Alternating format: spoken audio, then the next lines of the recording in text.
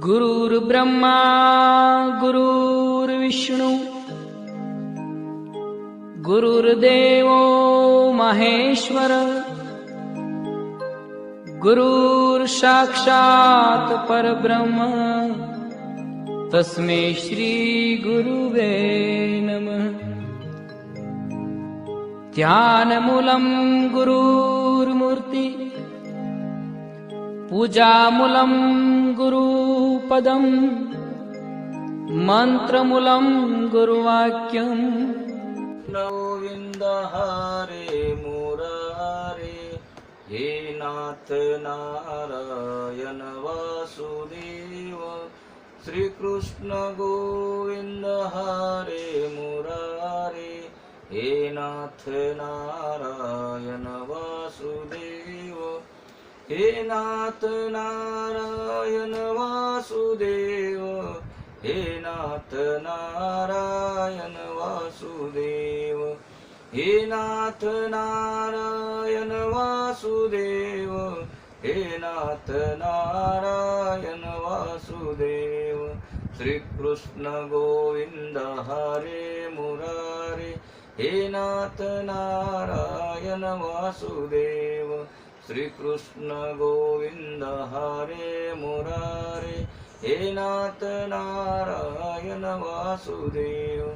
पुंडलीकवरदेव हरी विठ्ठल श्री ज्ञानदेव तुकाराम पंढरीनाथ भगवान की जय। माऊली ज्ञानेश्वर महाराज की जय। जगद्गुरु संत तुकाराम महाराज की जय। शांती ब्रह्म एकनाथ महाराज की जय। सच्चिदानंद श्रीपाद भगवान की जय। सच्चिदानंद रामदास भगवान की जय।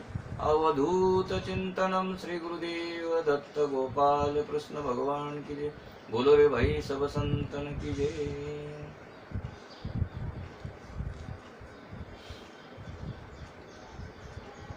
विश्वामित्रा दशरथ राजांकडे येऊन त्यांनी प्रभू रामचंद्र व लक्ष्मण यांची मागणी केली आणि ते त्यांना घेऊन निघाले। ते सर्वजण आश्रमात येऊन पोहोचले। राम विश्वामित्रांना म्हणाला, गुरुजी, आपण आपल्या यज्ञाला आरंभ करा, मी त्याचे रक्षण करीन। जनकपुरीजवळ विश्वामित्र ऋषींचा सिद्धाश्रम होता। तेथे ते यज्ञ व तप करू लागले। विशाल यज्ञ मंडप तयार केला गेला। राम लक्ष्मण धनुष्यबाण घेऊन यज्ञाचे रक्षण करण्यास सज्ज झाले। भगवंत म्हणतात, जीव जेव्हा माझ्या दर्शनासाठी येत असतो तेव्हा मी उभा राहून त्याला दर्शन देत असतो। जीवाला भेटण्यास मी अत्यंत आतुर असतो। कुणी मला प्रेमाने भेटण्यास येतो तेव्हा त्याला भेटण्यासाठी मी तितकाच आतुर असतो। माझ्या वैष्णवांना भक्तांना भेटण्यासाठी वाट पाहत मी उभा आहे। मी उभ्या उभ्या भक्तांची वाट पाहतो। माझ्यापासून वेगळा झालेला माझाच अंश म्हणजे जीव मला केव्हा येऊन मिळेल। ईश्वराची दृष्टी तर जीवाकडे अखंड आहे, परंतु जीव ईश्वराकडे पाहण्यासही तयार नाही। राम तर जीवाला आपल्यात मिळवून घेण्यास सदा तत्पर असतात, परंतु हा अभागी जीवत रामाशी ऐक्य साधण्यास कुठे आतुर आहे। श्रीराम अजानुभव आहेत। कुणीतरी श्रीरामचंद्रांना याचे कारण विचारले असता त्यांनी उत्तर दिले, माझे भक्त मला भेटण्यास येतात। त्यापैकी कुणी भक्त भला लठ्ठ असेल तर त्याला आलिंगन देता यावे म्हणून मी माझे हात लांब ठेवले आहेत। मला भेटण्यात येणाऱ्या भक्तांना आलिंगन देण्यासाठी माझे हात लांब ठेवले आहेत। राम वानरादी पशूंना देखील आलिंगन देतात। राम सर्वांवरच प्रेम करतात।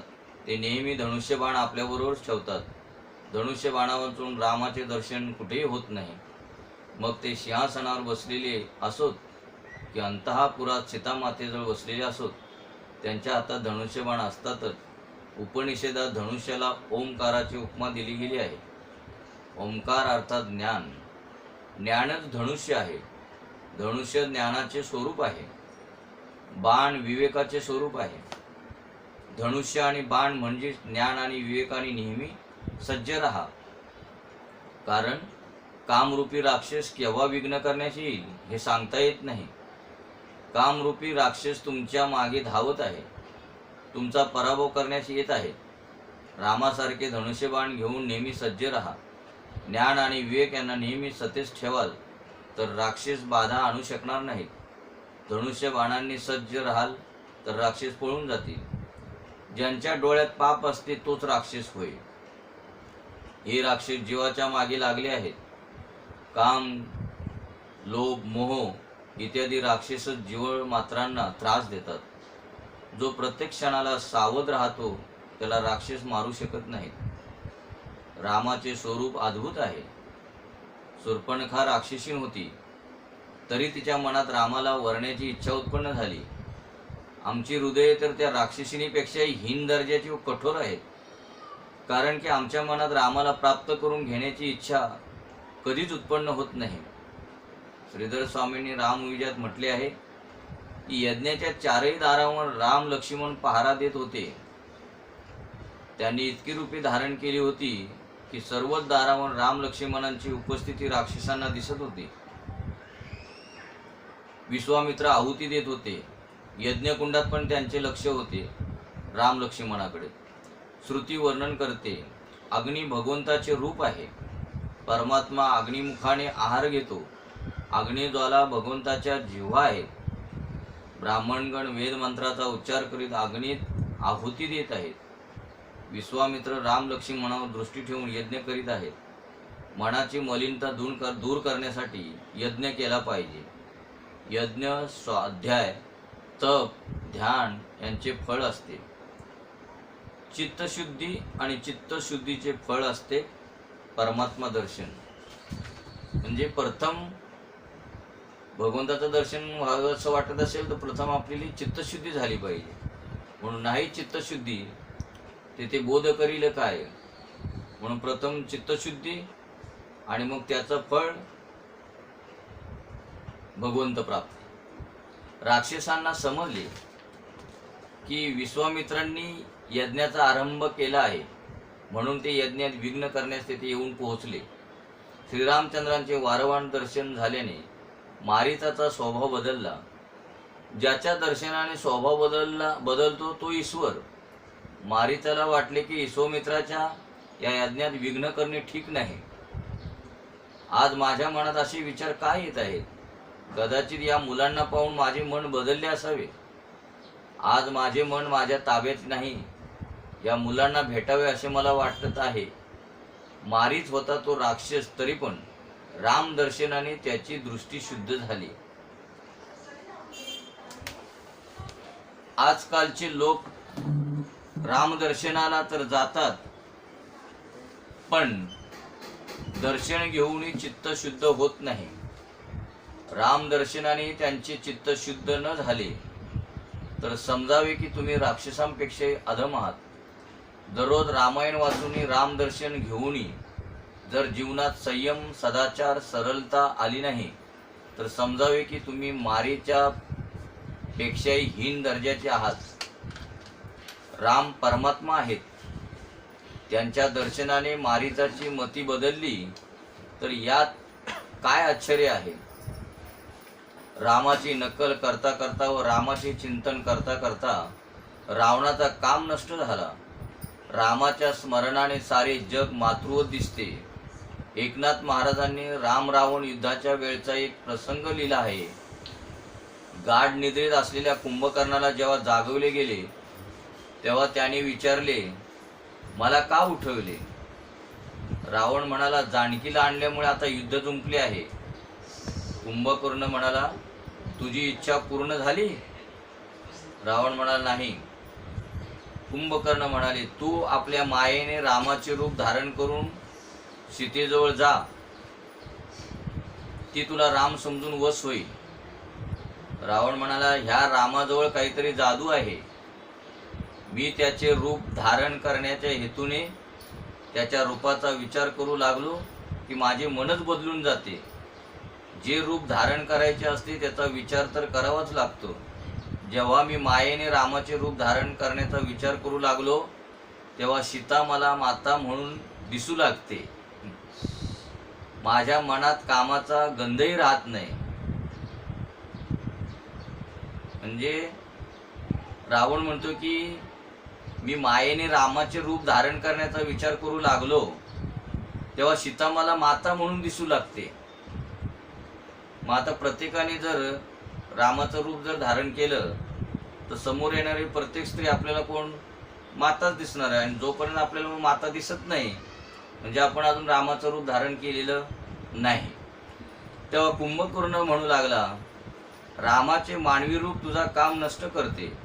ज्याचे नकली रूप इतके प्रभावशाली आहे त्याचे मूळ रूप किती प्रभावशाली असेल. म्हणून राम खरोखर परमेश्वर आहे. तू तर अतिशय कामी आहेस तरीही तुझे मन रामाच्या स्मरणाने निष्कामी बनते. म्हणून राम निश्चितच ईश्वर आहे.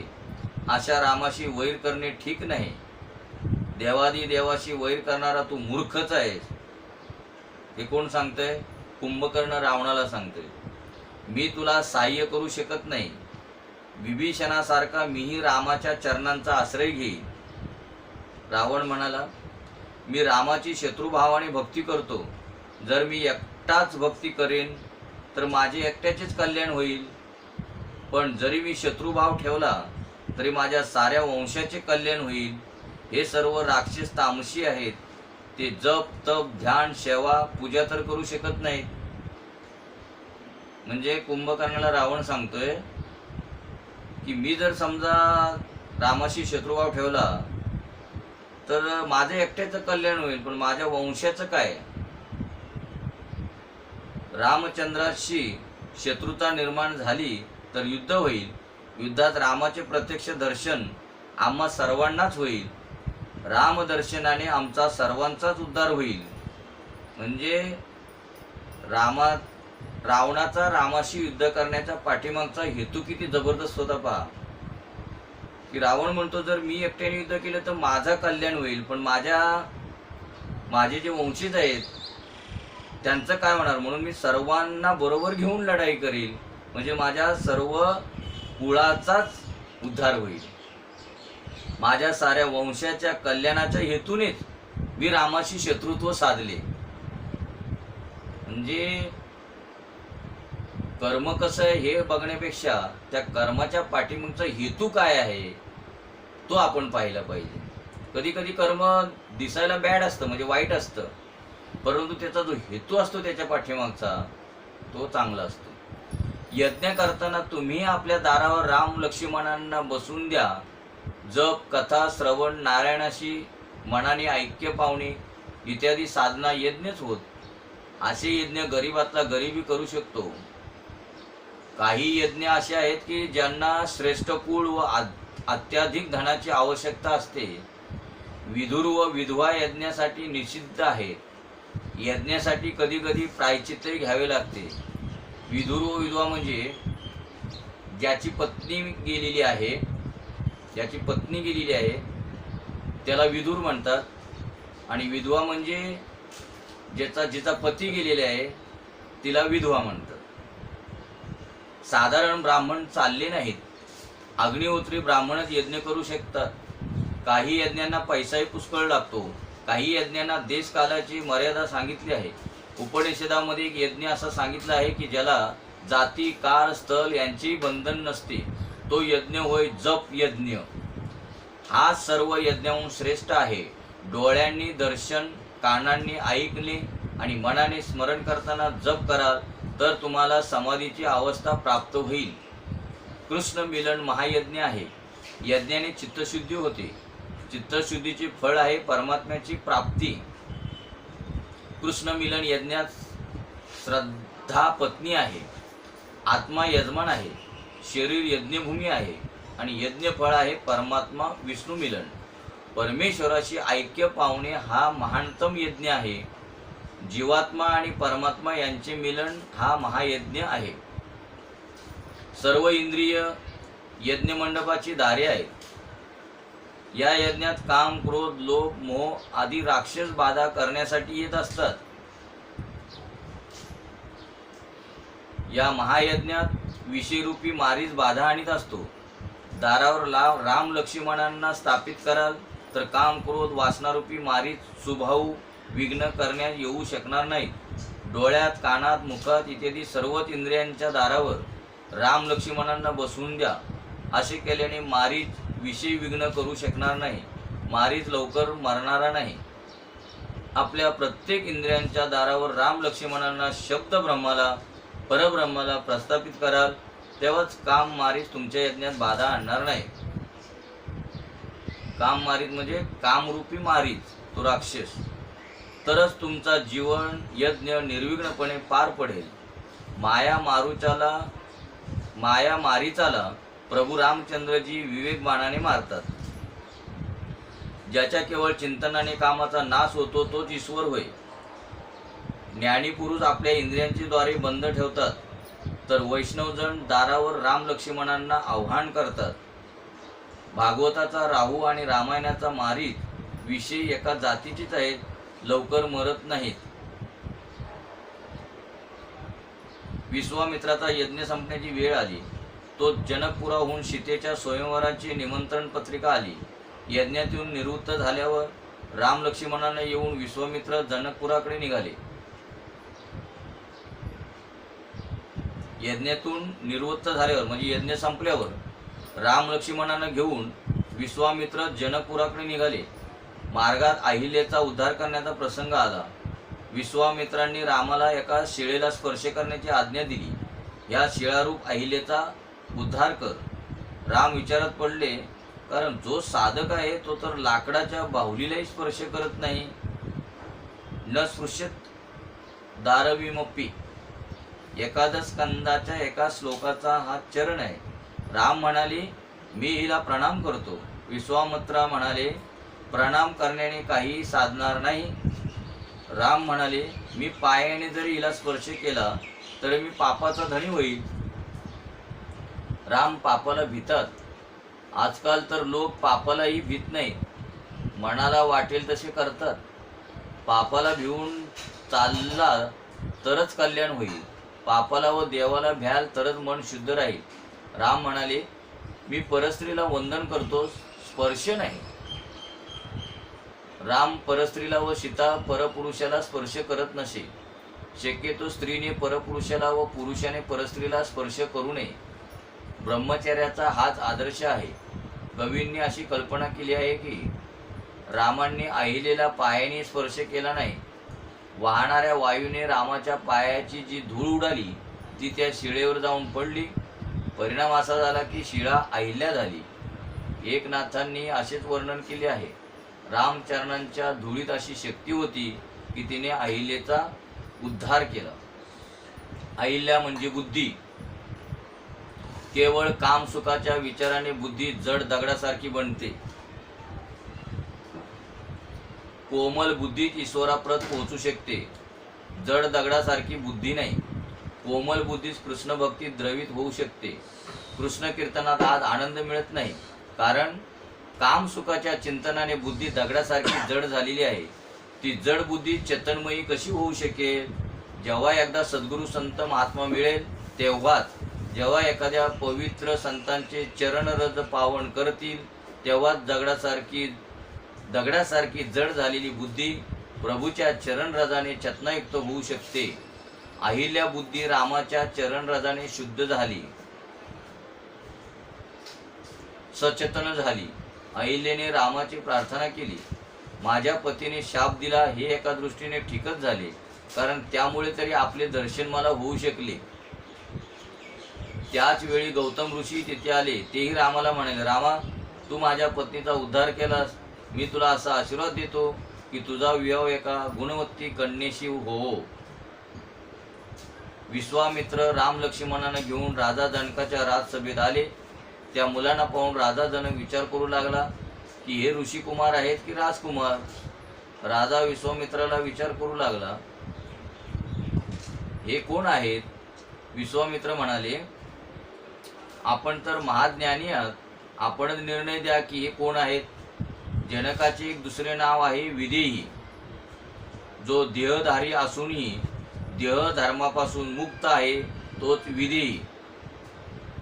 म्हणजे देहधारी आहे पण देहधर्मापासून मुक्त आहे तोच विदेही, म्हणजे जीवनमुक्त. जनक तर सुखाचार्यांचे गुरु होते. धर्मराज म्हणतो की ब्रह्मानुभावात जो विषयरसांचे भान विसरतो तोच खरा ज्ञानी समजावा. आसक्ती व अभिमान हे जीवाला चिकटलेले असतात. ज्ञानी या दोघांचाही त्याग करीत असतो. सर्वच इंद्रिय आपापल्या अर्थात वावरत असतात असे मानून ज्ञानी पुरुष कोणत्याही विषयात आसक्त होत नसतो. इंद्रियाणी इंद्रियार्थेषु वर्तन्त इति धारयन. जगात सर्व काही करीत असतानाही ज्ञानी अशी भावना ठेवीत असतो की आपण काहीच करीत नाही. राधा जनकाने त्राटक मुद्रा लावून राम लक्ष्मणांना निरखून पाहिले तेव्हा त्यांना वाटले की ते कुणी परब्रह्म आहेत. जनक राजा म्हणतो की माझ्यात वैराग्य भरले असल्यामुळे दुसऱ्यांना पाहत असताना माझे मन त्यांच्याकडे आकर्षित होत नाही, पण या कुमारांकडे पाहून मात्र माझे मन आकर्षित होत आहे. माझे मन तर ईश्वराशिवाय कुणीही आकर्षित करू शकत नाही, म्हणून हे ईश्वरच असले पाहिजेत असे मला निश्चित वाटते. ईश्वराशिवाय अन्य पुन्हा विषयात माझे मन जाऊ शकत नाही. तसा आपला पूर्ण आत्मविश्वास असला पाहिजे की ईश्वराशिवाय इतर ठिकाणी माझं मन जाऊ शकत नाही. जनकाचा आपल्या मनावर केवढा विश्वास होता. जनक राजाने रामाला ओळखले. राजा म्हणाला, हे ऋषी कुमार नाहीत, तसे जे राजकुमारी पण नाहीत. वेद ज्याचे वर्णन नेती नेती म्हणून करतात, शंकर त्याचे निरंतर चिंतन करतात, तोच हा साक्षात परब्रह्म परमात्मा होय. हा राम तर माझे मन आकर्षित करीत आहे, म्हणून वाटते की हा ईश्वरच आहे. जर हा ईश्वर नसता तर माझे मन आकर्षित करू शकला नसता. कण्व मुनींच्या आश्रमात प्रथम भेटीतच दुष्यंताने शकुंतलेला विचारले, तू कोण आहेस? शकुंतला म्हणाली, मी महर्षी कण्वांची कन्या आहे. दुष्यंत म्हणाला, तुला पाहून माझे मन विचलित झाले आहे. तसे तर माझे मन पवित्र आहे. ब्राह्मण कन्या तर मला माते समान आहे. ज्या अर्थी तुला पाहून माझे मन चंचल झाले त्या अर्थी तू माझ्याच जातीची असली पाहिजे. ह्याला प्रमाण माझे मनच होय. प्रमाणमतः करण प्रवृत्तया. आपल्या मनावर त्याचा केवढा विश्वास होता. शकुंतला म्हणाली, आपण महान आहात. माझे पिता आहेत क्षत्रिय विश्वामित्र. कण्व ऋषी तर माझे पालन करते पिता आहे. मी क्षत्रिय कन्याच आहे. जनक राजा म्हणाला, आजपर्यंत मी निराकार ब्रह्माचे चिंतन करीत होतो. आज माझे मन मला सांगत आहे की निराकार ब्रह्माचे चिंतन सोडून या सगुण रामाचे ध्यान करावे. मला आता वाटत आहे की निराकाराऐवजी साकाराचे ध्यान करावे. हे राम ईश्वरच आहे. विश्वामित्र म्हणाले, राजा, हा तर तुझ्या दृष्टीचा गुणधर्म आहे. ज्ञानी अभेद भावाने चिंतन करीत असतात. ज्यावेळेला जनक राजा म्हणाले विश्वामित्रांना की मला असं वाटतं की या सगुण रामाचंच आता ध्यान करावं, तेव्हा विश्वामित्र म्हणाले, राजा, हा तर तुझ्या दृष्टीचा गुणधर्म आहे. भगवंताला कुठलाही गुणधर्म लागू होत नाही, म्हणून ज्ञानी अभेद भावाने चिंतन करीत असतात. तुमची वृत्ती ब्रह्माकार आहे म्हणून तुला असे वाटते. अन्यथा राम तर दशरथाचा मुलगा आहे. जनक तर महाज्ञानी आहे. त्यांनी प्रशंसा तर गीतेत भगवान श्रीकृष्णाने केली आहे. कर्मणैव हि संसिद्धी मा स्थिता जनकादयः. राजा जनकाने कर्मानेच परमसिद्धी प्राप्त करून घेतली होती. गीतेत आणखी दुसऱ्या कुणाची प्रशंसा केली गेली नाही. विश्वामित्रा, राम आणि लक्ष्मण जनकपुरीच्या बाहेरील एका उद्यानात राहू लागले. सायंकाळची संध्योपासना ते नियमित करीत असत. विश्वामित्रांसोबत त्यांनी सत्संग केला. रात्री ते विश्वामित्रांची चरणसेवा करीत असत. आशीर्वाद मागून मिळत नसतो, तर तो आपणहून हृदयातून मिळत असतो. आशीर्वाद मागून मिळत नसतो, तर तो आपणहून हृदयातून मिळत असतो.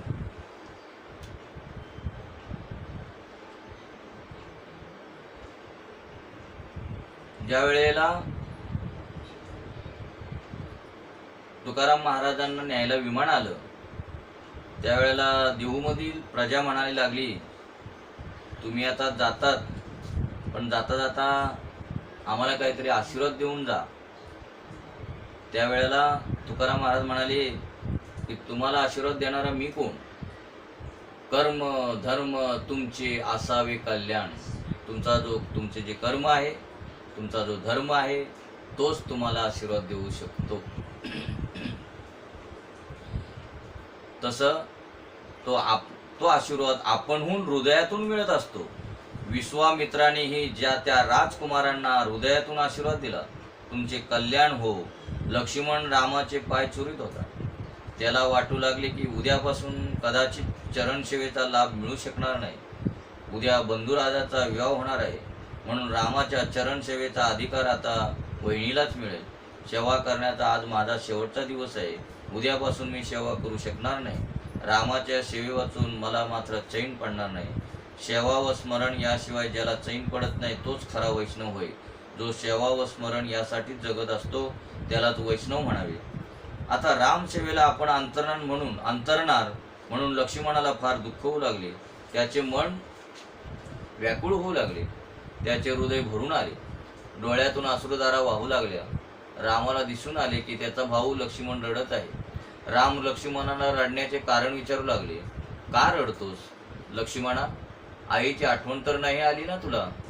तुझ्या रडण्याने मला फार दुःख होत आहे. रामचंद्राचे प्रेम आदर्श प्रेम होते.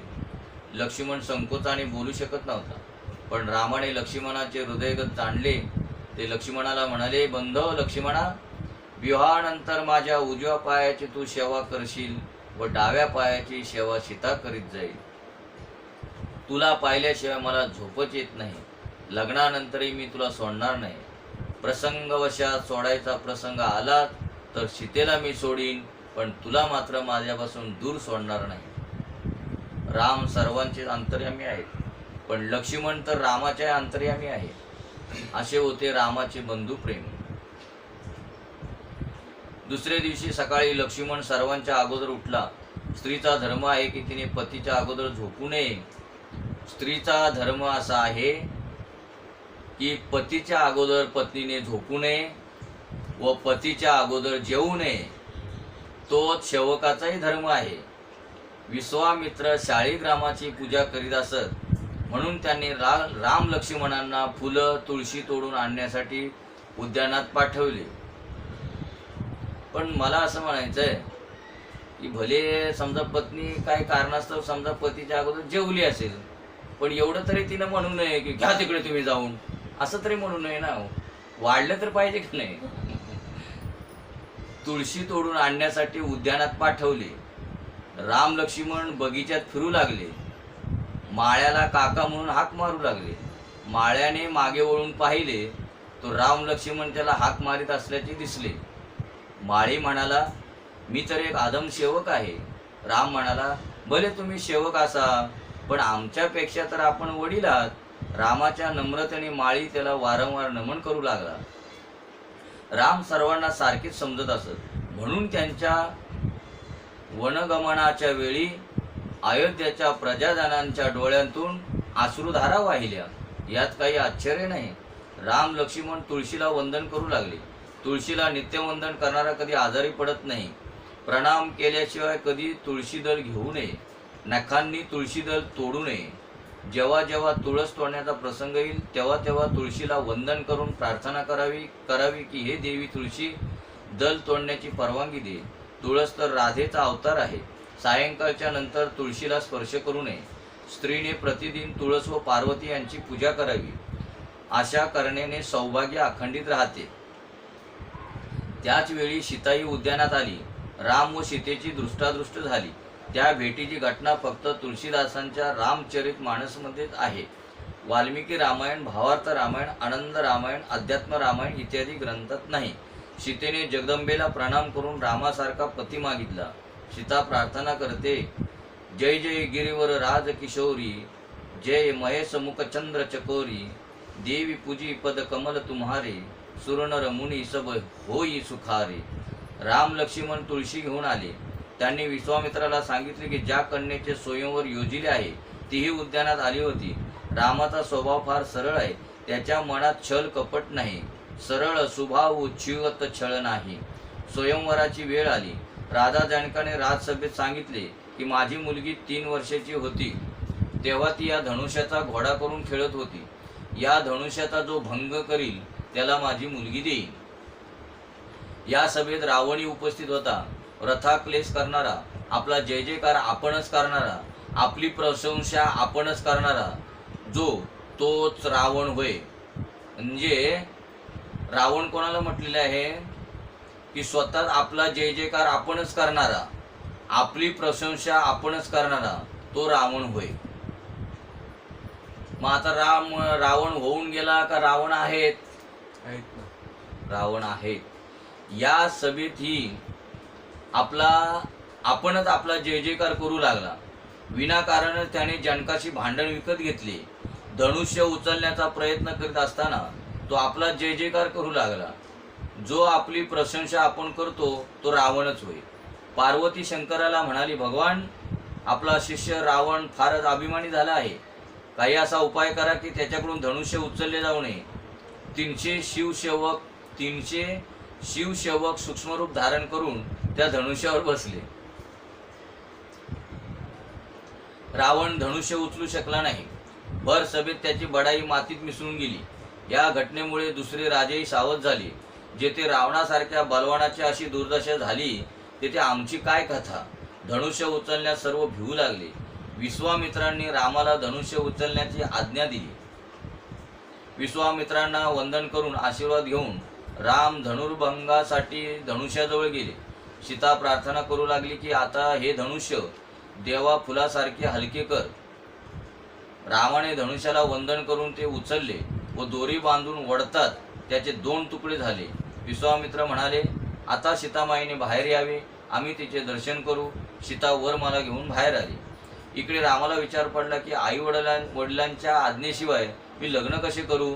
सुंदर राजकन्या विजयमाला गळ्यात घालण्यासाठी आली, पण माता पित्यांच्या आज्ञेशिवाय राम तिचा स्वीकार करण्यास तयार नव्हते. सीता माला गळ्यात घालण्याचा प्रयत्न करीत होती, पण राम तिच्यापेक्षा बराच उंच असल्यामुळे ती घालू शकत नव्हती. हार घालण्यासाठी सीतेने हात पुढे केले तो तिच्या हातातील कंकणात रामाचे प्रतिबिंब दिसू लागले. तेव्हा ती ते पाहण्यात तल्लीन झाली. रामचंद्र डोके नमविण्यास तयार नव्हते. हे पाहून विश्वामित्रांनी जवळ जाऊन रामाला कारण विचारले. तेव्हा राम म्हणाले, मला वाटलं तेव्हापासूनच आता ते हार घालताना ते मान असं वरतीच करून बसतं असं ते. मग त्याला कुणीतरी जाऊन मग सांगावं लागतं, अरे बाबा हो जरा खाली, ती कुठे एवढं वरती टाचा करून घालणार आहे, नाही का. म्हणजे तेव्हापासूनच हे असंच चाललंय वाटतं.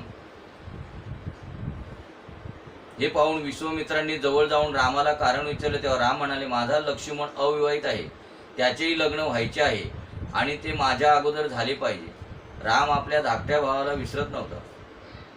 विश्वामित्रा म्हणाले, माझ्या रामाची जेवढी प्रशंसा करावी तेवढी थोडीच आहे. राजा जनकाने जाहीर केले की माझ्या दुसऱ्या मुलीचे लग्न लक्ष्मणाशी होईल. हे ऐकून रामाला आनंद झाला व त्यांनी सीतेच्या वरमालेचा स्वीकार केला. राजा जनकाचे दूत निमंत्रण पत्रिका घेऊन अयोध्येला आले. दशरथांनी पत्रिका वाचली.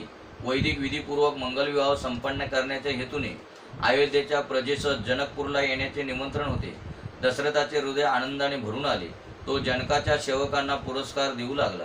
तेव्हा ते सेवक म्हणाले, राजन, आम्ही याचा स्वीकार करू शकत नाही, कारण आम्ही वधू पक्षाचे आहोत. जनकाच्या सेवकांना पुरस्कार देऊ लागला. तेव्हा ते सेवक म्हणाले, बघा, यथा राजा तथा प्रजा. जनक राजा कुठल्याही गोष्टीची अपेक्षा म्हणजे निरपेक्ष होते, निरपेक्ष. मग त्यांचे जे सेवक होते ते कसे असणार. ते सेवक ज्या टायमाला निमंत्रण पत्रिका घेऊन दशरथ राजांकडे अयोध्येला आले, त्यावेळेला निघताना जनकाच्या सेवकांना ते पुरस्कार देऊ लागले. तेव्हा ते सेवक म्हणाले, राजन, आम्ही याचा स्वीकार करू शकत नाही, कारण आम्ही वधू पक्षाचे आहोत.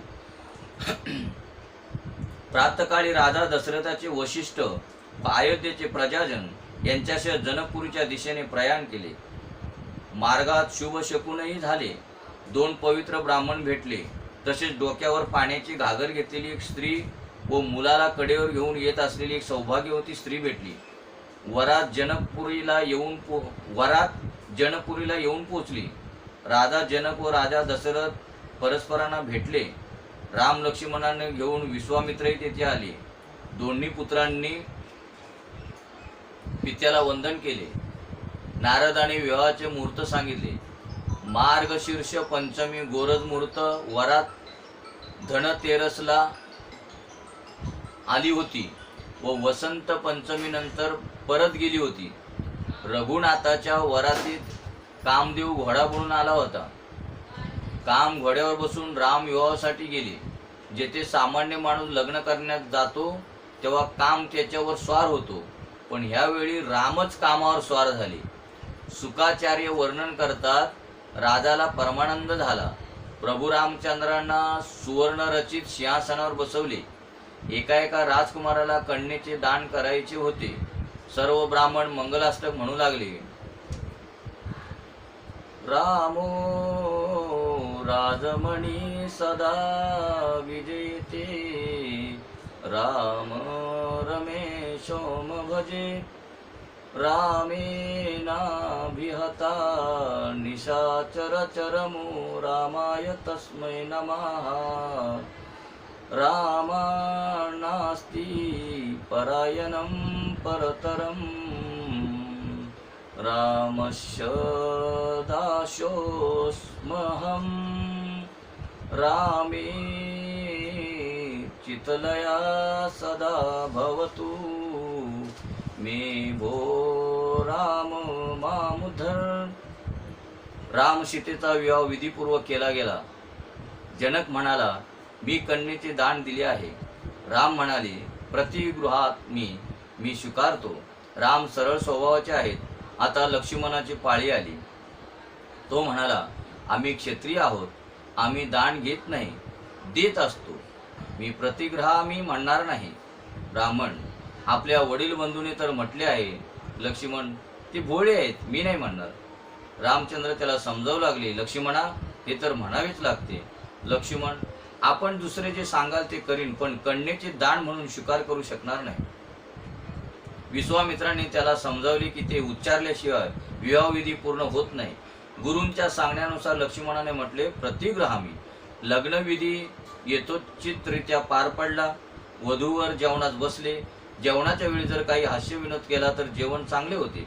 जनकपुरीच्या स्त्रिया सभोवती बसून विनोद करू लागल्या.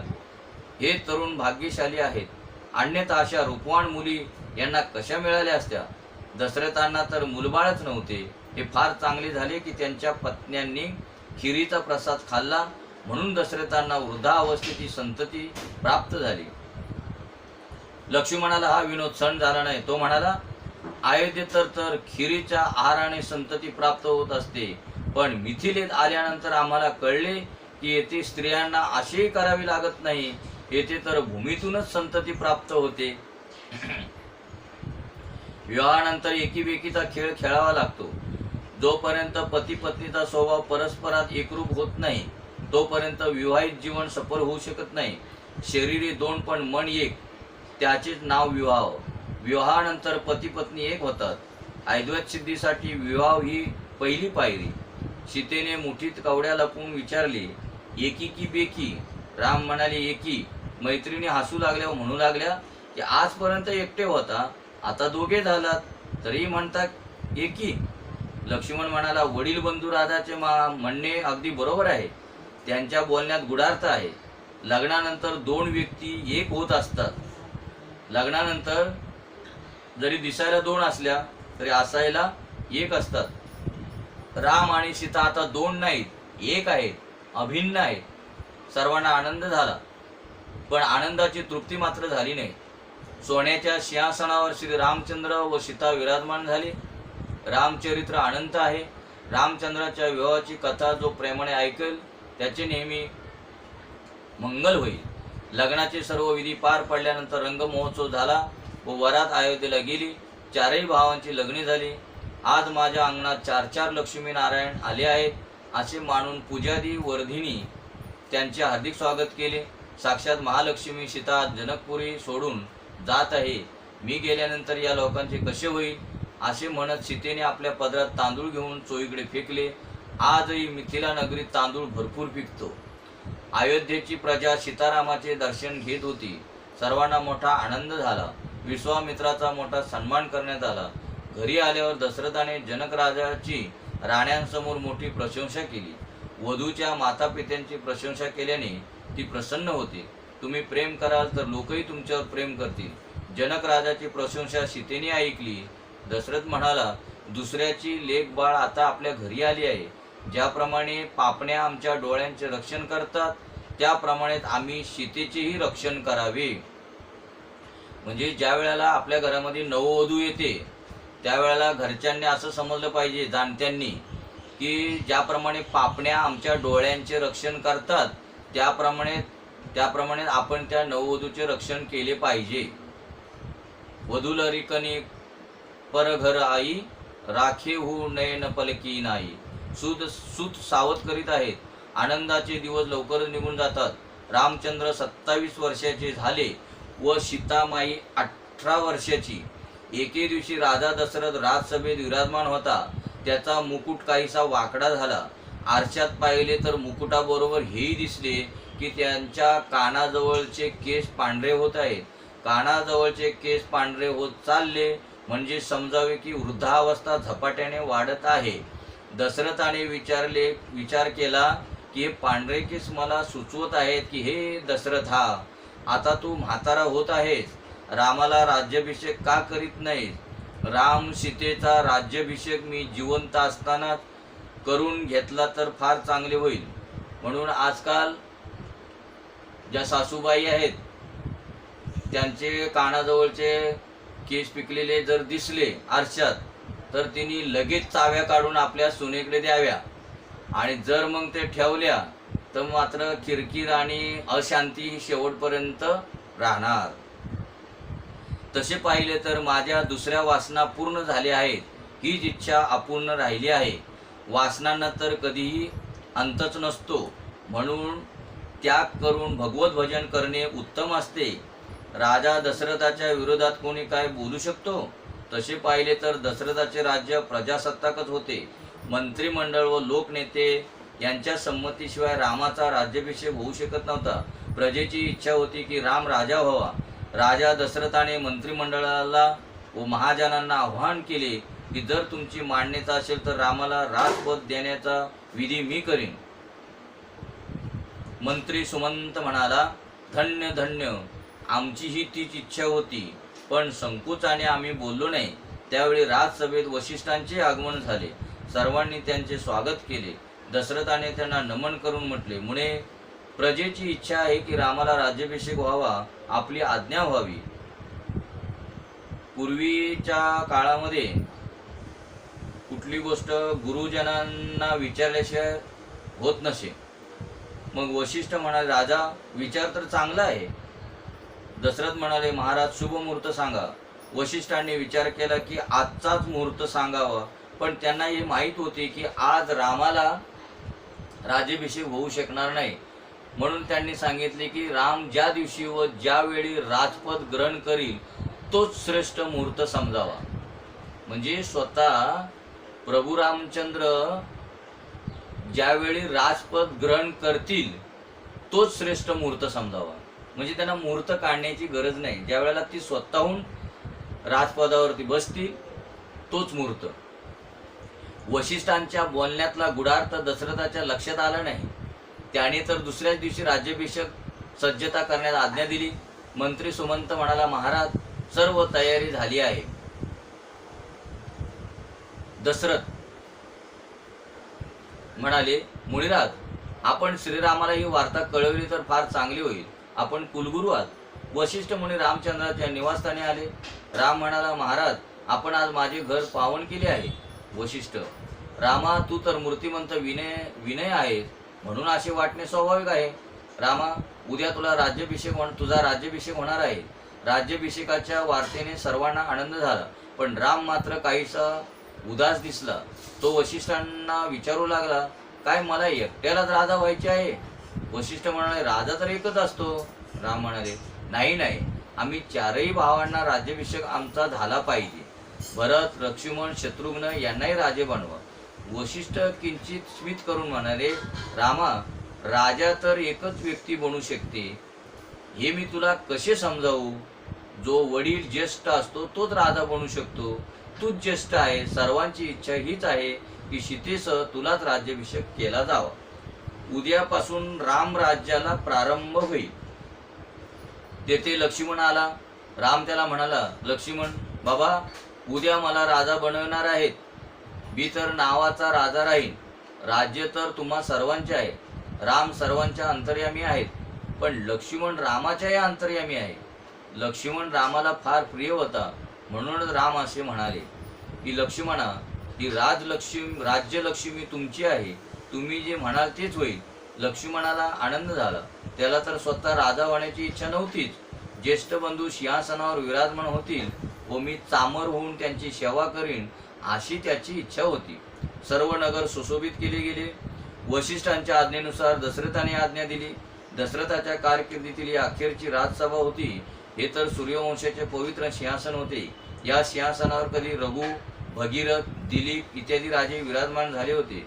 त्यांना प्रणाम करीत दशरथ म्हणाला, आजपर्यंत मी तुमच्या छत्राखाली होतो. उद्या माझा राम या गादीवर बसणार आहे. त्याचे आपण रक्षण करा. संपूर्ण अयोध्या नगरीत राम राज्याभिषेकाची वार्ता पसरली. सर्व नगरीत आनंद भरून गेला. पण देवांना मात्र दुःख झाले.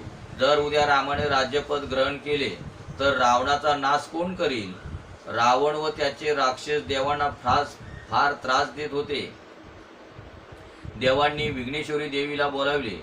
देवी प्रकट झाली. देव विघ्नेश्वरी देवीला म्हणाले, देवी, अयोध्येत जाऊन रामाच्या राज्याभिषेकात एखादे विघ्न उत्पन्न कर. मग आता आपण सुद्धा जर एखाद्या वेळेला एकांत चिंतनाला जर बसलो ना, तर आपल्याला सुद्धा जी विघ्न येतात ना, ती ह्यांचीच विघ्न येतात जास्त, देवदेवतांची. मी तर सर्व दुःखांच्या अतीत आहेत. ते तर आनंदरूपच आहेत. आणि दशरथाला तर सद्गती मिळणारच आहे. महात्म्यांनी म्हटले आहे, एखाद्याचे पूर्ण सुख तर काळालाही पाहत नाही. दशरथ राजाच्या पूर्ण सुखाला काळाची नजर लागली. काळाने माता विघ्नेश्वरी देवीत प्रवेश केला. विघ्नेश्वरी देवी विचार करू लागली की मी आता काय करावे, कोणत्या शरीरात प्रवेश करू. विचार करता करता देवीला मंथरेची आठवण झाली. मंथरेचा जन्म कैकेयी देशात झाला होता. विघ्नेश्वरीने मंथरेत प्रवेश केला. अयोध्या नगरीत फिरत फिरत मंथरा नगराची शोभा पाहू लागली. तिने कुणाला तरी विचारले की ही कोणत्या उत्सवाची तयारी चालू आहे. लोक म्हणाले, काय अजून तुला शुभवार्ता कळली नाही? उद्या राजकुमार रामचंद्रांचा राज्याभिषेक होणार आहे. महात्मे म्हणतात की कौशल्यकडून एक चूक झाली. एक दासी धावत आली व तिने कौशल्यला रामाच्या राज्याभिषेकाची वार्ता कळवली. कौशल्यला आनंद होऊन तिने ह्या दासीला एक मोत्यांचा हार दिला व तिला म्हणाली, माझा राम उद्या गादीवर बसल्यावर तुला 2-3 गावांची जहागीर बहाल करील. माझ्यासारखाच तो तुझा सन्मान करील. दासी आनंदभराने घरी जाऊ लागली. तिला रस्त्यात मंथरा मिळाली. मंथरेने तिला तिच्या आनंदाचे कारण विचारले. दासी म्हणाली, उद्या राम राजा होणार आहे. बघ तर खरे, कौशल्यने हा मोत्यांचा हार मला दिला आहे. राजा राम उद्या मला 2 गावांची जहागीर देणार आहे. मी कौशल्याची दासी आहे ना, तुला तर काहीच मिळाले नाही. परमार्थात एखादी चूक झाली तर भगवंत कदाचित क्षमाही करतील, पण व्यवहारात जरी एखादी लहानशी चूक झाली तरी लोक क्षमा करू शकत नाहीत. परमात्मा मोठ्या चुकीची क्षमा करतील, पण लौकिक व्यवहार मात्र मोठा कठोर आहे. व्यवहारात अत्यंत सावध राहिले पाहिजे. कौशल्याने आपल्या दासीला पुष्कळशी दिले, पण आपल्या जावांच्या दास्यांना मात्र काहीच दिले नाही. मंथरेसारख्या दासीला जरी काही दिले गेले असते तरी हे विघ्न टळू शकले असते. व्यवहार करा, पण व्यवहारात गुंतून पडू नका.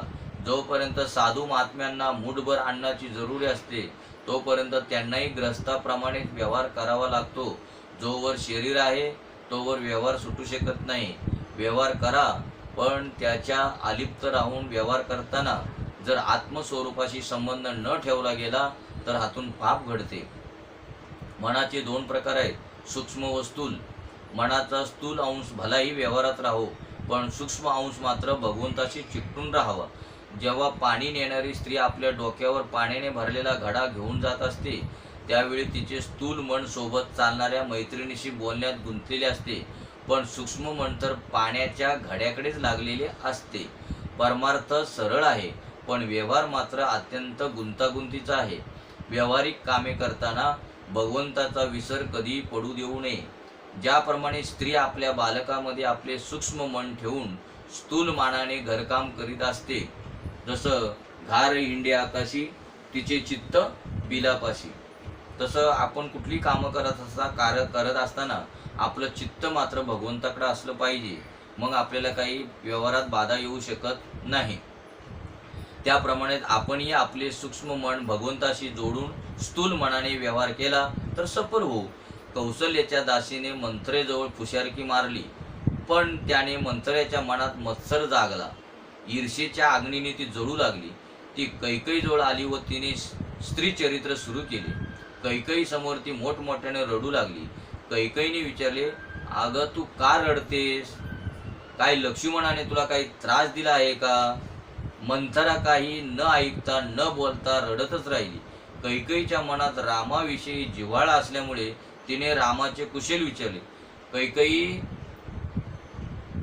कैकईचं जेवढं प्रेम रामावर होतं ना, तेवढं कौशल्याचं नव्हतं.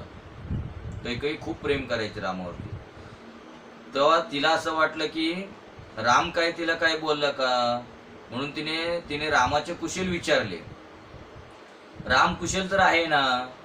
वास्तविक तिने पतीची चौकशी प्रथम करायला हवी होती, पण अधिक स्नेहापोटी तिने रामाचेच कुशल मंगल प्रथम विचारले. म्हणजे पतीपेक्षा ती रामावरती जास्त प्रेम करायची कौशल्य आपलं कैकई मात्र. मंथरा म्हणाली, राम तर आनंदात आहे. आनंदात कसा बरे राहणार नाही? उद्या त्याचा राज्याभिषेक होणार आहे.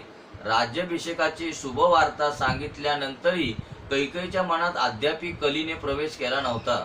सर्वच आनंदात होते. मंथरा मात्र बेचैन होती. कैकई म्हणाली, मंथरे तू तर मूर्ख आहेस.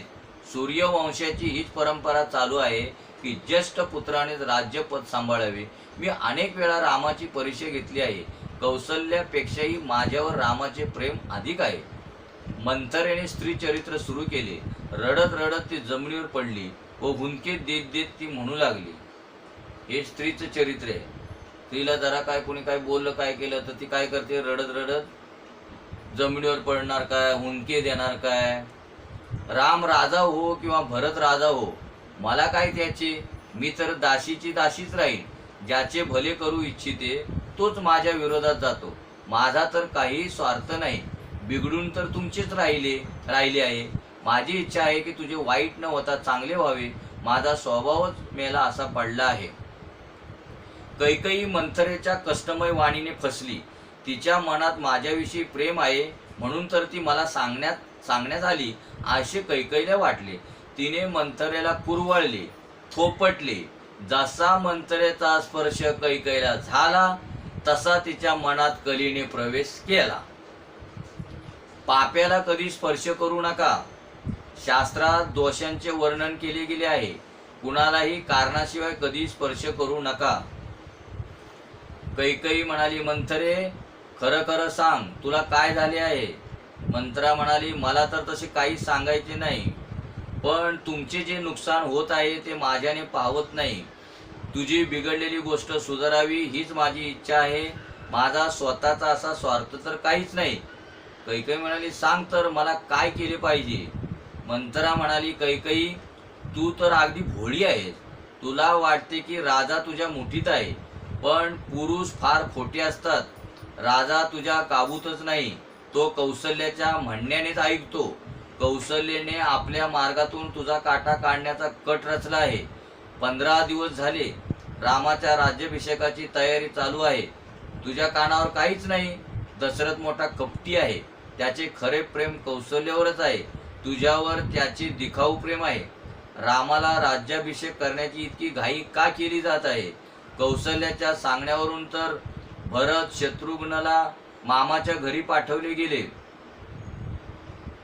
देशातील सर्व राजे राजवाड्यांना निमंत्रणे गेली, पण भरत शत्रुघ्नांचे कुणालाही स्मरण देखील नाही.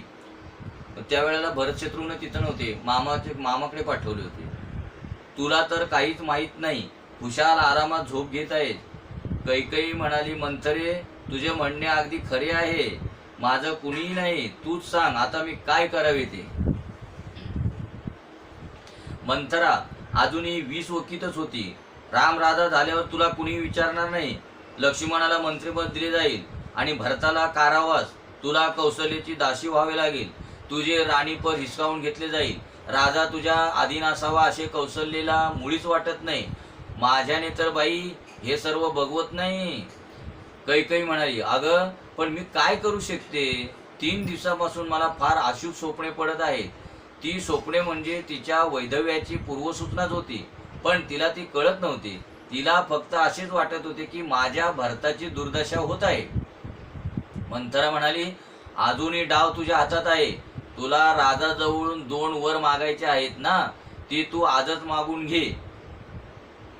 म्हणजे मंथरेने तिला आठवण करून दिली कैकईला की तुला जे 2 वर मागायचे होते ना, ते आता वेळ आलेली, ते मागून घे. कैकई म्हणाली, काय मागू मी? मंथरा म्हणाली, एका वराने भरताला राजपद मागून घे व दुसऱ्या वराने रामाला 14 वर्ष वनवास माग. वस्त्रे भूषणे टाकून क्रोधागारात जाऊन बैस.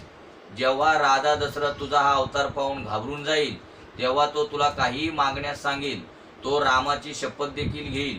तू मोठ्या सावधगिरीने वाग बरं. तो रामाला वनवास देण्यास तयार होणार नाही, म्हणून रामाच्या शपथेत प्रथम तू त्याला बांधून घे. जेव्हा रामाची शपथ घेईल तेव्हाच तू त्याच्याकडे हे 2 वर मागून घे. तसे पाहिले तर कैकई खरोखरच भोळी होती, पण कुसंग कुणालाही बिघडवितो. कुसंगतीमुळेच कैकईची मती भ्रष्ट झाली व ती अनर्थ करण्यास तयार झाली. कैकई क्रोधागारात गेली. तिने आपले दागदागिने फेकून दिले व क्रोधित मुद्रा करून जमिनीवरच पडून राहिली. ती वीरांगणा असल्यामुळे राजाला फार प्रिय होती. दररोज राजसभा संपल्यानंतर राजा तिच्या भेटीला जात असे. आज त्याने जाऊन पाहिले तर महालात कैकईचा पत्ताच नव्हता. राजाला कळले की कैकई क्रोधागारात पडलेली आहे. धीर करून राजा क्रोधागारात आला. कैकईजवळ जाऊन बसला. तिला तो स्पर्श करणार तोच ती रागाने म्हणाली, मला हात लावू नका. कैकईने आपल्या पतीचा अपमान केला. दशरथ म्हणाला, मी तुझ्यासाठी आनंदाची वार्ता घेऊन आलो आहे. एकदा तूच म्हणाली होतीस ना की आता तुम्ही वृद्ध झाला आहात, म्हणून रामाला राजसिंहासनावर बसून तुम्ही निवृत्त व्हा. मी तुझी सूचना मान्य केली आहे. उद्या रामाला राज्याभिषेक होणार आहे. तुझे काय मत आहे ते सांग. भरत स्वरूप आहे वैराग्याचे व शत्रुघ्न स्वरूप आहे सदाचाराचे. हे दोघे त्यावेळी दशरथाजवळ असते तर दशरथ कैकईच्या तावडीत सापडला नसता, पण ते दोघेही जवळ नव्हते, म्हणून दशरथाला कैकईचे म्हणणे मान्य करावे लागले.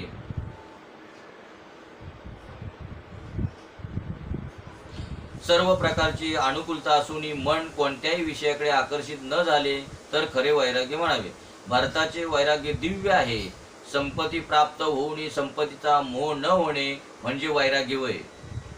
म्हणजे आपल्याजवळ काहीच नाही आणि वैराग्य मला झालं असं म्हणणं हे बरोबर नाही. पण आपल्याबरोबर भरपूर संपत्ती धन दौलत असावी आणि मग त्याने म्हणावं की मला वैराग्य प्राप्त झालं, तर ते खरं वैराग्य. खायला न मिळाल्यामुळे उपवास करणे निरर्थक आहे, पण पंचपक्वानांचे वाढलेले ताट समोर असताना जो संयम बाळगतो त्याला विरागी म्हणावे. भगवंताच्या चरणांजवळ वास करणे म्हणजेच उपवास होय. जो प्रभूच्या चरणांशी राहण्याची इच्छा करतो त्याला देहधर्म, भूक, ताण यांचा विसर पडलाच पाहिजे. भूक ताण हरपल्यानंतर भगवंताच्या चरणांशी वास घडू शकतो. भरतरूपी वैराग्याला नेहमी जवळ ठेवा. जो आपल्या जवळ भरतरूपी वैराग्य व सद्विचार रूपी शत्रुघ्न यांना जवळ बाळगतो तो कुबुद्धीरूपी कैकईच्या तावडीत कधीही सापडत नाही. जो वैराग्य व सद्विचार यांना जवळ बाळगत नाही तो कुबुद्धीच्या अधीन होतो. कौशल्या म्हणजे निष्काम बुद्धी आहे. सुमित्रा श्रद्धा व कैकई कुबुद्धी होत. कैकईचा राग कधी शांत होणार होता? दशरथ तिला म्हणाला, तुला जी इच्छा असेल ते मागून घे. मी तुझ्या अधीन आहे. मी आजवर कधी रामाची शपथ घेतली नाही, पण आज रामाची शपथ घेऊन सांगतो की तू जे मागशील ते अवश्य दे. दशरथ राजा रामाच्या शपथेने बांधला गेला आहे असे पाहून कैकई म्हणाली, राजा आपल्याला आठवतच असेल की तुमच्या जवळून मला 2 वर घ्यायचे आहेत. मी आज तेच 2 वर मागू इच्छिते. म्हणजे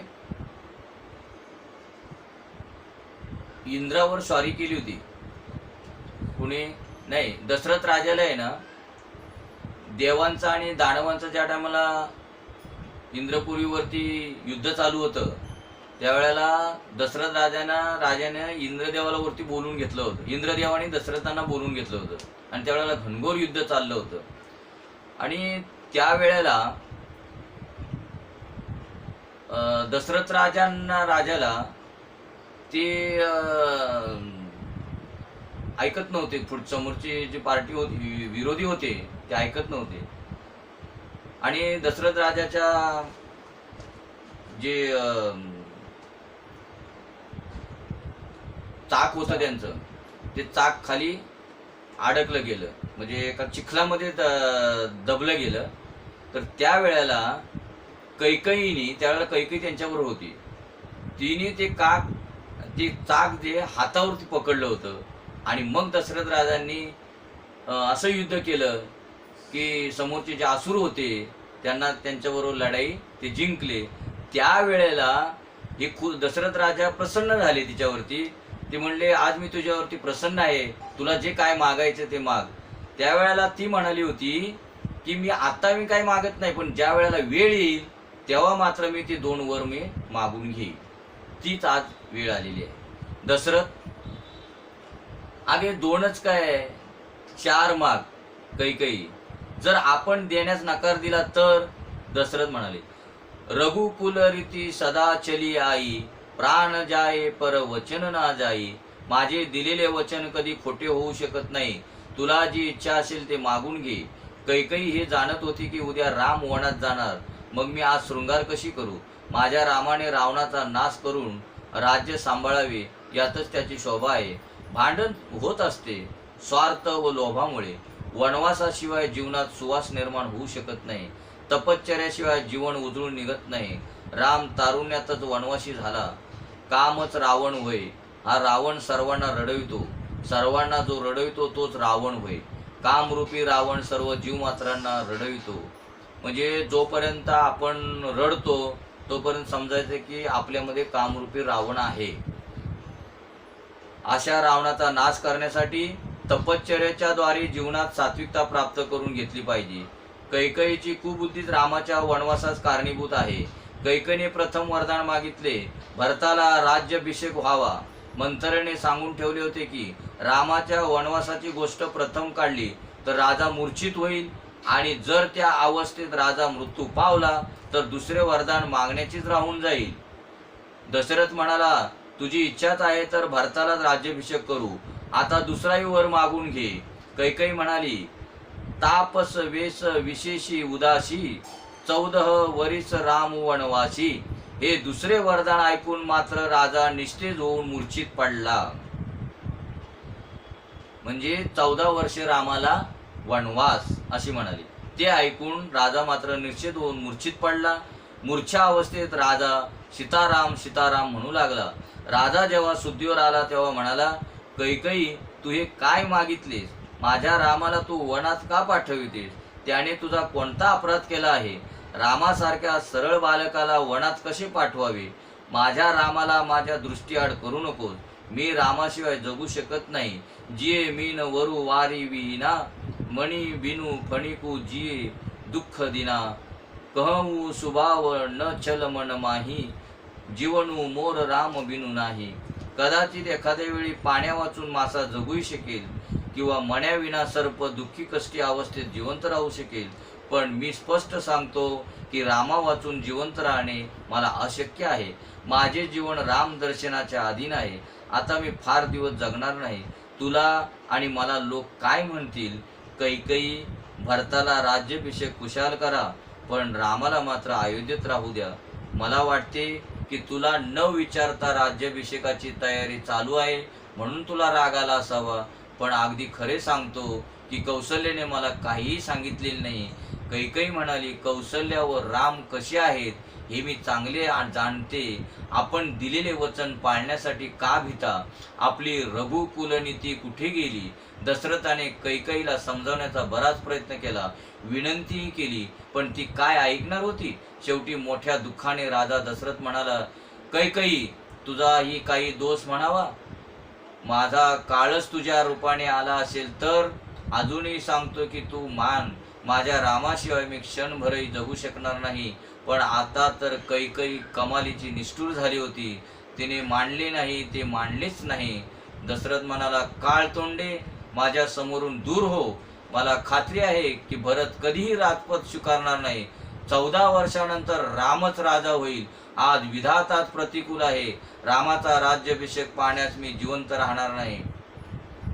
दशरथ सूर्यनारायणाची प्रार्थना करू लागला, नारायणा, आजची रात्र कधी समाप्त न हो.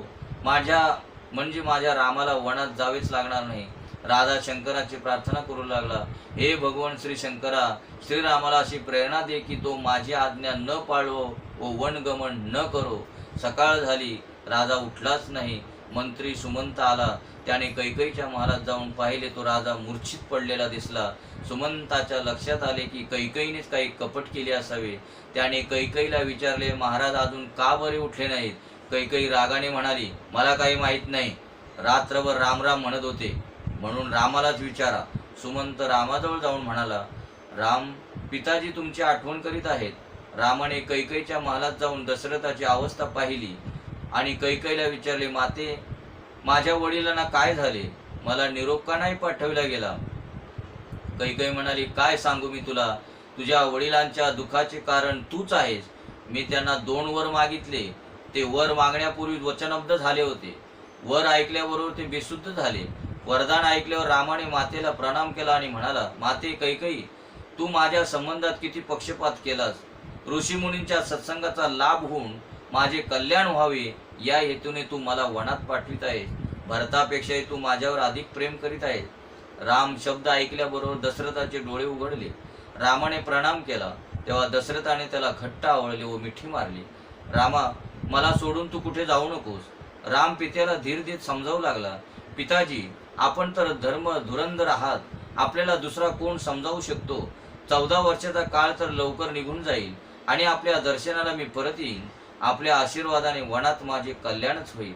मला तर अत्यंत आनंद होत आहे की माझा भाऊ भरत राजा होणार. तेथून राम कौशल्याच्या महालात आला. आईचे हृदय भरून आले. सुंदर आसनावर बसून तिने त्याची नजर काढली आणि म्हणाली, तू आलास हे चांगले झाले. आज तर तुझा राज्याभिषेक होणार. वशिष्ठ मुनी आज तुला राजटिळा लावतील. राजसभेत तुला अधिक वेळ थांबावे लागेल, म्हणून आता जेवून घे. रघुनाथ गंभीरपणाने आईला म्हणाले, आई, वडिलांनी भरताला अयोध्येचे राज्य व मला वनवास दिला आहे. कौशल्याने सर्व ऐकले आणि ती दुःखाने स्तब्ध झाली. हे शब्द बाणाप्रमाणे तिच्या हृदयाला बोचले. तिला जे दुःख झाले ते शब्दांनी कसे सांगता येईल? कही न जाई कछु हृदय विषाद. पण कौशल्याने स्वतःला सावरून म्हटले, भरत राजा होईल, तू वनात जाशील, पण तू गेल्यावर तुझ्या वडिलांची काय गती होईल? आज तर स्थिती अशी झाली आहे की बड भागी वनू अवध अभागी. मी तुझ्या बरोबर वनात येऊ शकत नाही. माझा पतिव्रता धर्म त्याला अनुमती देत नाही. बाळा, वन देवता तुझे रक्षण करो. त्याच वेळी सीताई तेथे येऊन पोहोचली. सासूला प्रणाम करून ती जमिनीकडे पाहत तेथे उभी राहिली. कौशल्या रामाला म्हणाली, बाळा, ही केवळ तुझी कुलवधूच नाही तर साक्षात लक्ष्मी आहे. मला तर मोठी आशा होती की प्रेमलता फळेल. बाळा, तुला वनात जायचे आहे तर तू जाऊ शकतोस, पण माझी सीता मात्र माझ्याच जवळ राहील. माझ्या स्वतःच्या मुलाला किती कष्ट होत, पण परघरच्या मुलीला मात्र दुःख होऊ नये. जशा पापण्या डोळ्यांचे रक्षण करतात तसे मला सीतेचे रक्षण केले पाहिजे. राखवू नयन पलकही नाही. राम सीतेला म्हणाले, तू जर घरीच राहिलीस तर मातेला प्रसन्नता राहील. सासू सासऱ्यांची सेवा करणे तर तुझा धर्म आहे. वनात राक्षसी असतात. वनवास फार कष्टाचा आहे. वनवास फक्त मलाच दिला गेला आहे. तू येथेच राहून सर्वांची सेवा कर. सीता मनात विचार करीत होती की पतीबरोबर माझे शरीर व प्राण दोन्ही जातील की केवळ प्राणच, की तनु प्राण की केवळ प्राणा. सीता धैर्याने म्हणाली, आपण म्हणता ते सर्व ठीक आहे, पण स्त्रीचा एकमेव आधार तर पतीच असतो. आपल्याला अशी जर खात्री वाटत असेल की आपल्या विरहात 14 वर्षे मी जिवंत राहीन तर खुशाल मला येथे ठेवून तुम्ही जाऊ शकता. आपल्या विरहात माझे प्राण निघून गेले तर मी मला भाग्यशाली समजेन, पण माझ्या शरीरावरही आपणच कृपा करावी. अधिक काय सांगू? आपण अंतर्यामी आहात. रामचंद्रांनी विचार केला की हिला इथेच राहण्याचा आग्रह केला तरी प्राणत्याग करील. ते म्हणाले, ठीक आहे सीते, मी तुला माझ्याबरोबर वनात घेऊन जाईन. कौसल्या म्हणाली, बाळा, माझ्या सीतेला क्षण मात्र एकटी सोडू नकोस. या मनोहर जोडप्याचे दर्शन आता मला पुन्हा केव्हा होईल. इतक्यात तेथे लक्ष्मणी आला. राम त्याला म्हणाले, लक्ष्मणा, आई वडिलांची सेवा चांगल्या प्रकारे कर. लक्ष्मण म्हणाले, माझे माता पिता तर आपणच आहात. जर तुम्ही मला सोडून गेलात तर मी कुणाला शरण जाऊ. माझा त्याग करू नका. पाण्याशिवाय मासा एखाद्या वेळी जगू शकेल, पण सीता रामा वाचून मी जगू शकणार नाही, असे लक्ष्मण म्हणाला. रामांनाही जाणीव होती की लक्ष्मण त्यांच्याशिवाय राहू शकणार नाही. म्हणून ते लक्ष्मणाला म्हणाले, लक्ष्मणा, तू माता सुमित्रेची अनुमती घेऊन ये. लक्ष्मणाने आईला सर्व सविस्तर कथन केले. सुमित्रा म्हणाली, कैकेयी, तू तर अयोध्या उजाड केलीस. लक्ष्मणा, गच्छ तात यथा सुखम. लक्ष्मणा, केवळ तुलाच आपल्या सेवेचा लाभ देण्यासाठी राम वनात जात आहे. अनन्य भावाने तू राम सीतेची सेवा कर. पुत्रवती जुवती जग सोयी, रघुपती भगत जासू सुत होई. लक्ष्मणा, माझी अनुमती आहे. अवध तहा जह राम निवासू. इतक्यात तेथे उर्मिला आली. एक शब्दही ती बोलू शकली नाही. उर्मिला म्हणजे लक्ष्मणाची पत्नी. तिने मनोमन प्रणाम केला. सीता, राम व लक्ष्मण दशरथाजवळ आले. संतप्त व दुःखी पित्याला राम धीर देत म्हणाले, पिताजी, शांत व्हा. आम्ही वनात जात आहोत. आम्हाला आज्ञा द्या, आशीर्वाद द्या. त्या समयाचे वर्णन कोण करू शकतो. दशरथ तर बेशुद्धच होता. कैकेयी म्हणाली, माझी आज्ञा म्हणजे पित्याची आज्ञा होय. ते तर काही बोलू शकत नाहीत. कैकेयीच्या आज्ञाने वल्कले आणली गेली. राम, लक्ष्मण, सीता आपली नेहमीची राजवस्त्रे सोडून वल्कले धारण करण्याच्या तयारीस लागले. इतक्यात तेथे वशिष्ठ मुनी आले. त्यांनी सीतेची वल्कले हिसकावून घेतली आणि कैकेयीला म्हणाले, तू रामाला वनवास दिला आहे, सीतेला नाही. सीता तर आमची राज्यलक्ष्मी आहे. अयोध्येची प्रजा दुःखाने व्याकुळ झाली. राम जनतेला म्हणाले, माझ्या माता पित्यांची सेवा करा. जो त्यांची सेवा करेल तोच मला आवडेल. हे वशिष्ठ मुने, आपण सर्वांचे रक्षण करावे. पण प्रजाजन म्हणाले, जेथे आमचे राम असतील तेथेच आम्ही राहू. राम, लक्ष्मण व सीता वनाकडे निघाले. कैकेयी म्हणाली, राम तर वनात गेला, पण सर्व अयोध्या उजाड करून गेला. जेथे तुझे माझे आपला परका असा भेद आहे, तेथे भगवंताचा वास असत नाही. दशरथ शुद्धीवर आला तेव्हा त्याला कळले की राम वनात निघून गेले आहेत. अरे अरे, राम निघून गेला आणि माझे प्राण अजून का निघून गेले नाहीत. अजहू न निकषे प्राण कठोर. सुमंता, माझा सुवर्ण रथ घेऊन जा. रामाला सांग की पायी जाऊ नकोस, रथातच बसून जा. माझी आज्ञा आहे. 4-2 दिवस वनात त्यांनी सहल करावी व नंतर सर्वांनाच अयोध्येला परत आणावे. जर राम कदाचित परत येणार नाही तर सीतेला मात्र अवश्य परत आणावे. दशरथाची आज्ञा मान्य करून सुमंत रथ घेऊन रामाजवळ आला व रामाला म्हणाला, आपल्या पित्याची आज्ञा आहे की आपण वनात पायी न जाता रथातच बसून जावे. अयोध्या उजाड झाली आहे.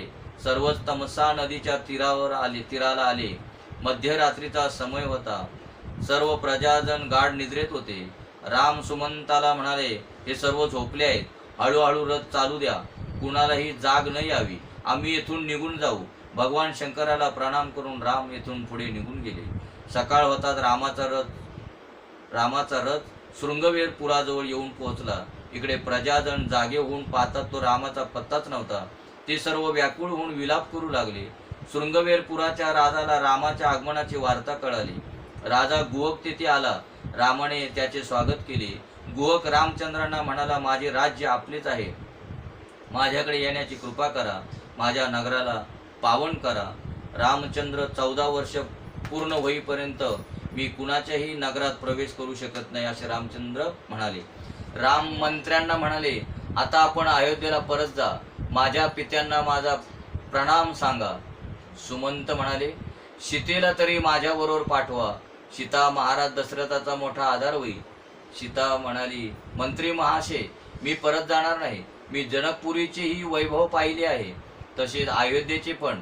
मी तेथेच राहीन जेथे माझे पतिदेव राहतील. सुमंत एकटाच परत गेला. रामांनी राजा गुहाकडून वडाचे दूध मागविले. ते केसांना लावून त्यांची जटा केली. रघुनाथ आता तपस्वी झाले. गुहक हे पाहू शकला नाही. तो मूर्छित होऊन जमिनीवर पडला. गंगेच्या पलीकडे जायचे होते म्हणून राम गंगेच्या तीरावर आले, केवटाला हाक दिली आणि विचारले, केवटा, तू आम्हाला गंगेच्या पार घेऊन जाशील?